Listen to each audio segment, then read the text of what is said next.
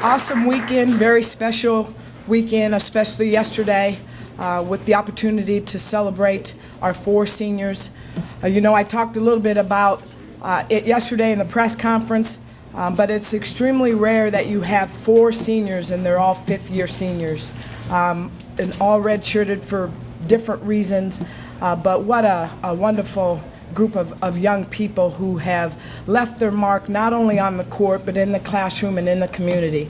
We couldn't have asked for a better group, and to be able to send them out on the note that we did yesterday was extremely gratifying. We had a great crowd. You as a coach, you always wonder about the emotions going into that game. You don't like to talk a lot about it, but your kids are thinking about it as well. And I figured that we would be a little over anxious, and we certainly was. But I was pleased that as poorly as we shot the basketball in the first half of yesterday's game, and it was like 20% from the field and 20% from the 3, we were only down 2 at half. We defended extremely well, and we continue to defend well.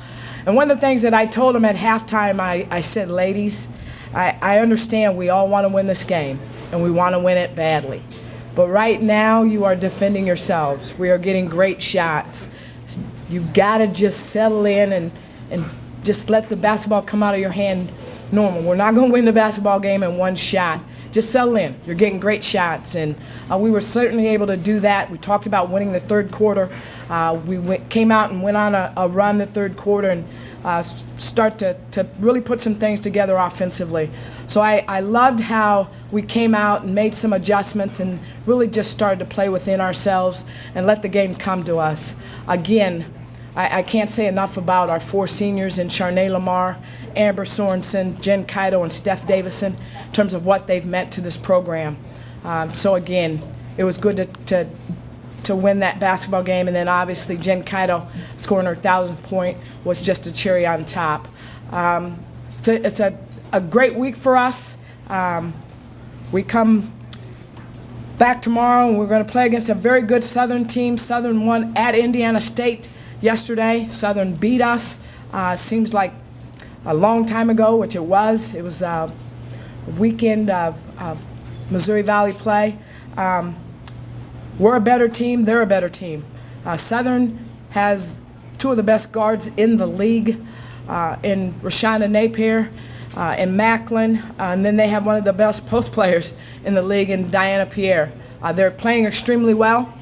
They can shoot the 3. They play well in transition. They can score with their back to the basket. It is a tough matchup.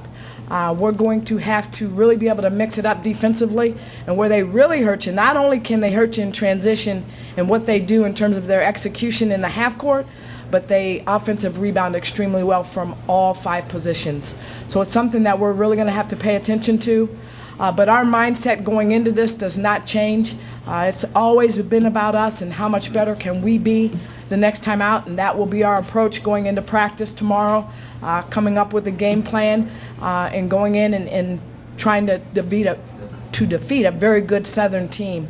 And that will be our approach. Evansville, you look at their record and you're saying, they're not very good. Well, I'm here to tell you they are very good. And they're playing good basketball as well. They just haven't found a way to win some close ones. So it's going to be a tough weekend for us. Anytime you play on the road, you're going to have to play good basketball. And we're not taking either game lightly. But first things first, against a very good Southern team. So we'll get back to work tomorrow, and we're looking forward to the challenge of this week. Are there any questions? Particularly with Sunday's game and having to kind of deal with getting over the emotions of senior day and getting a win, how do you feel about the big games you have coming up and making sure the team is still kind of loose and relaxed enough that they don't put too much pressure on themselves? Well, I think this team has done a very good job all year long of being able to understand the importance of the next game, and it's only important because it is our next game, and that's what we talked a lot about yesterday, and that's what we will continue to talk a lot about. Regardless, you have to go out and play. We still control our own destiny. You want to be in that position. and that mindset doesn't change. We got to stick with the game plan and just play to win. Whatever happens, happens. We're going to have to be ready to play on Saturday regardless. So our approach stays the same in terms of just handling one game at a time. It's going to be a game of runs. We talk a lot about managing runs. We have to be able to do that on the road.